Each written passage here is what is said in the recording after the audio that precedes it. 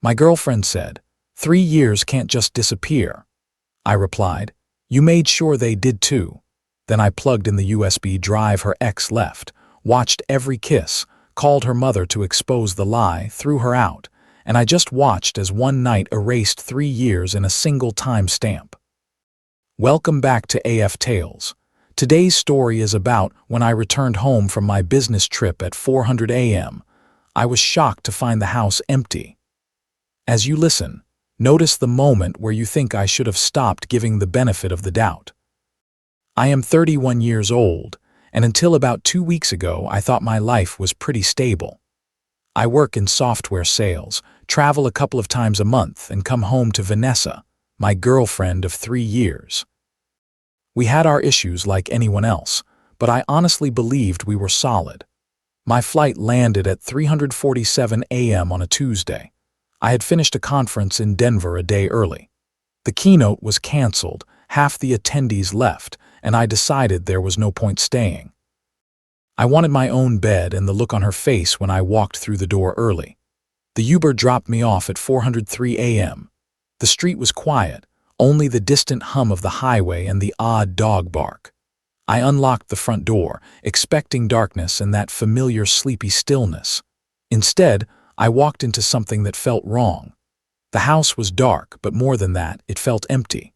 Not everyone is asleep empty. It felt like it had been empty for a while. I flipped on the kitchen light.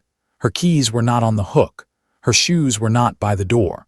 The coffee maker was cold with no timer set for the morning. She always set it, even on autopilot. I went upstairs. The bed was made, not slept in and fixed, perfectly made, decorative pillows in place. Vanessa only did that when she left for the day. This was the first moment my gut whispered that something was off, but my brain tried to explain it away. I sat on the edge of the bed and called her. It rang 4 times before she picked up. Her voice was groggy and annoyed. Hello.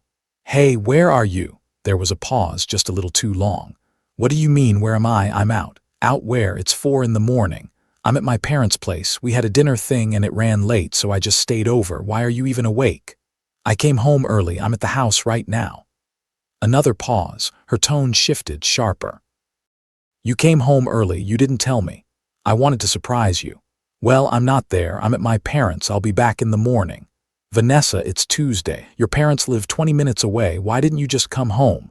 Because I was tired. Okay, what is this, an interrogation? I rubbed my face. I'm just asking.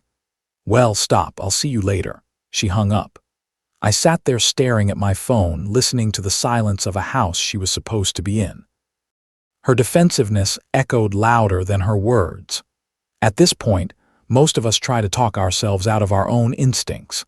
It is easier to accept the strange excuse than to accept that someone you love is lying to you. I tried to sleep and failed. By 5:30 a.m., I gave up and made coffee. I replayed the call in my head, how she said I'm out first, then at my parents'. How she flipped it like I was the problem. Around 6:47 a.m., I heard her car pull into the driveway. She came in through the garage, still in the same jeans and sweater she had on when I left 3 days ago. Her makeup was smudged, hair in a messy bun. She looked exhausted. There was a coffee stain on her sleeve I did not remember.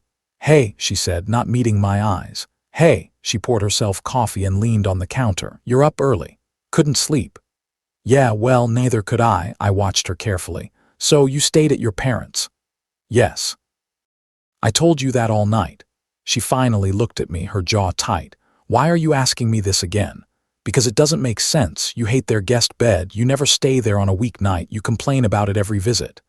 Well, last night I did. Is that okay with you? Vanessa, what is going on? She slammed her mug down. What do you want me to say? That I'm lying? That I wasn't at my parents'? I was there. We had dinner. It went late. I stayed over. End of story. Why are you getting so defensive? Because you're acting like I did something wrong. We stared at each other. Her hands were shaking slightly. Her eyes kept flicking toward the door like she might bolt. That was panic, dressed up as anger. Another red flag I could not unsee. Fine, I said, forget it. She went upstairs. A few minutes later, I heard the shower.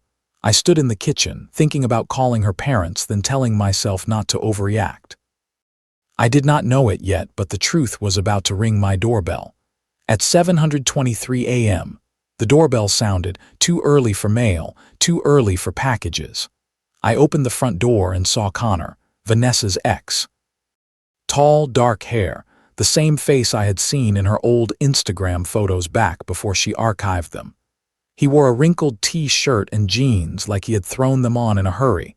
In his hand was a small black USB drive. "Hey man," he said, voice awkward. "I think you need to see this." I did not take it. "What is this?" "Just look at it, I'm sorry." He set the drive on the doormat, turned and jogged back to his car. I watched him drive away, then picked up the USB. It was still warm. Upstairs, the shower was running. Normal morning sounds, completely at odds with the object in my hand. I went into my home office, plugged in the USB, and opened it. One folder, labeled Last Night. Inside were 3 video files, all dated the night before. I clicked the first. Dash cam footage. A car parked across the street from a house I did not know. The porch light lit the front door clearly. The timestamp read 11:34 p.m. Monday. At 11:41, Vanessa walked out the front door. Same jeans, same sweater. Connor followed her. They talked on the porch. I could not hear them, but their body language was easy, familiar. Then he leaned in and kissed her. Not a friendly kiss, a real kiss. She kissed him back, her hand on his chest. It felt like watching my stomach drop out of my body. The second video was at 1:18 a.m. Connor's car pulled up to the curb. Vanessa got into the passenger seat. They talked for a few minutes. She gestured. He nodded. Then she leaned across the console and kissed him again before getting out and walking to her car down the street. The third video was at 3:52 a.m.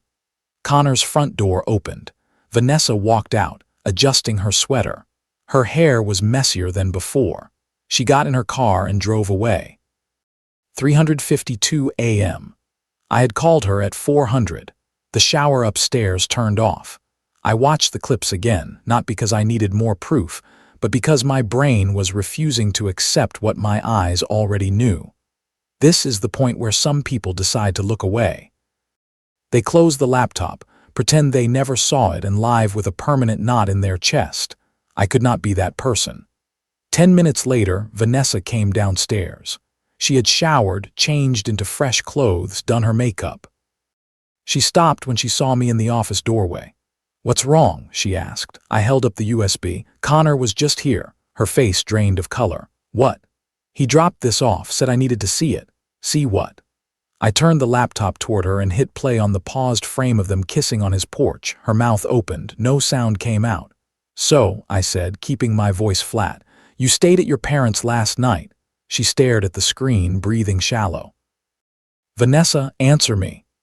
Her voice cracked. "I can explain." "Explain what? That you lied, that you were with your ex all night, that you kissed him, that you left his house at 4 in the morning and then told me you were at your parents'." "It's not what it looks like." I almost laughed. It came out more like a sharp breath. "Then what is it? Because it looks a lot like cheating." "I didn't." She stopped, hands shaking. "Okay, I went to his house." "But nothing happened." "Nothing happened. I just watched you kiss him twice." "That was nothing. It didn't mean anything." "You left his house at 3:52 a.m. What were you doing there for 4 hours if nothing happened?" She started to cry. "We were just talking, I swear. We ran into each other at a bar and it just happened. I didn't plan it." "What just happened? Tell me exactly." She covered her face. "We kissed, okay, we kissed. But that's it, that is all." "So you expect me to believe you went to your ex's house, kissed him, stayed until almost 4 a.m., and nothing else happened?" "Yes, because it's the truth." "Then why did you lie about where you were?" "Because I knew you'd react like this." "Like what? Like someone whose girlfriend cheated on him." "I didn't cheat." "You kissed another man and lied about it. What do you call that?" She sobbed harder. "I'm sorry. I'm so sorry. It was a mistake. I don't know why I did it. I love you." "You have to believe me." I watched her. Part of me wanted to grab onto those words. 3 years together, shared holidays, plans. But the videos kept playing in the back of my mind. "Why did Connor have these videos?" I asked. She blinked. "What?" "These are from a dash cam parked across from his house. Why would he give them to me? Did you tell him about me? Did he know you were lying? She wiped her eyes. He knew, he felt bad, he said I should tell you. And you didn't. I was going to. I just panicked. I closed the laptop. I'm calling your parents. Her eyes widened. What? No, don't. You said you were at their place. Let's see if they confirm it. Please don't do this. I dialed her mom. Vanessa tried to grab the phone. I stepped away. Her mom answered cheerfully. Hi, sweetheart. How was your trip? Hi, Karen. It's David. Oh, David, I didn't recognize the number. How are you? I'm okay. I just had a quick question. Was Vanessa at your place last night? There was a pause. Last night? No, honey. We haven't seen her since Sunday. Why? Is everything okay? Everything is fine, thanks. I hung up. Vanessa's shoulders dropped. Her face crumpled. I'm sorry. I'm so sorry. Please, I'll do anything. Please don't leave me. I felt nothing, just a cold, steady clarity. Get out, I said. What? Get out of my house. David, please. Get out. She stared for a second, then turned and ran upstairs. Drawers opened and closed, closet doors slammed. 10 minutes later, she came down with a duffel bag and her purse. Her hand hesitated on the knob. I love you, she said. I did not respond. She left. The next few days blurred. I called in sick, told work it was food poisoning. I barely ate, barely slept. I kept replaying the videos, the phone call, her face when she saw the screen. On Thursday, Connor texted. I know this is weird, but can we talk? Part of me wanted to block him. Another part needed the whole truth. We met at a coffee shop near his place. He looked as uncomfortable as I felt. I'm sorry, he said. I didn't want to be in the middle of this, but I couldn't not tell you. Why do you even have dash cam footage of your own house? I asked. Someone keyed my car a few months ago, he said. I set up a camera to catch them. I was deleting old footage and saw her car, then her. Then you know the rest. How long has this been going on? I don't think it has been, he said. She texted me out of the blue 2 weeks ago, wanted to catch up. We had coffee. It felt friendly. Monday night she called, said she was at a bar near my place, asked if I wanted to join. We had a few drinks. She started talking about how things felt stale with you, how she wasn't sure, said she missed me. One thing led to another. Did you sleep with her? He looked down at his mug. Yeah. Hearing it spoken out loud hit harder than watching the video. She told me nothing happened, I said. I know. I thought you might believe that if you never saw it, that's why I brought you the videos. I felt terrible about it then and now. Stay away from her, I said, and stay away from me. I left. Vanessa kept texting for the next week. Long apologies, explanations, promises to change. I ignored them. She showed up twice. Once she rang the bell for 5 minutes. Another time she left a bouquet of sunflowers, my favorite, on the porch. I threw them away. On the 10th day, she called from her mother's phone. I answered, thinking it was Karen. David, please, just let me explain, Vanessa said. I almost hung up, but I let her speak. There is nothing to explain, I said. I made a mistake, she said. I was drunk and stupid and not thinking. It meant nothing. You mean everything. I'll do anything. Therapy, whatever. Please give me another chance. Why should I? Because I love you, because we built a life. 3 years cannot just disappear because of one night.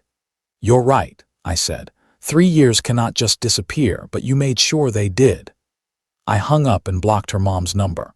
A couple of weeks later, I heard from a mutual friend that Vanessa had moved back in with her parents. Connor had blocked her after she tried to turn it into a "we should be together now" story. She had been calling friends, hoping someone would convince me to take her back. Most of them stopped responding to her. I packed up the last of her things and took them to her parents' house one Saturday when I knew she was at work. Karen answered the door, eyes red. She really does love you, she said. Maybe, I said. But not enough, she nodded slowly. I'm sorry. For what it's worth, we had no idea. She lied to us too. I know. I drove home. The house felt bigger without her things, quieter, but not heavy, just mine. I still have the USB drive. Sometimes I think about deleting it. But for now, I keep it as a reminder of 2 things. 1, I am not crazy. 2, ignoring your gut only delays the truth. Sometimes I wonder if I was too harsh, if one night should cost 3 years. Then I remember how she spoke to me at 4 in the morning, angry that I dared to question her, while she was still driving home from her ex's house. You can make a mistake and own it. Or you can make a mistake, lie about it, and gaslight the person you claim to love. Those are not the same thing. Here are the lessons I took from this. Lesson 1. A late night is not the problem. The way someone reacts when you ask simple questions tells you everything about their honesty. Lesson 2. When the story and the behavior do not match, trust the behavior. Your gut is not being dramatic. It is trying to protect you. Lesson 3. Cheating is not only about what happens physically. The lies, the secrecy, and the way someone flips the blame are just as damaging. Lesson 4.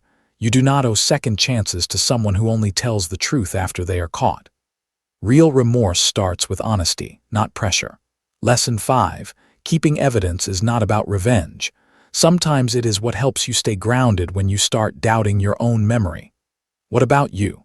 At what point in this story would you have walked away? And have you ever had someone look you in the eye and lie when you already had the proof?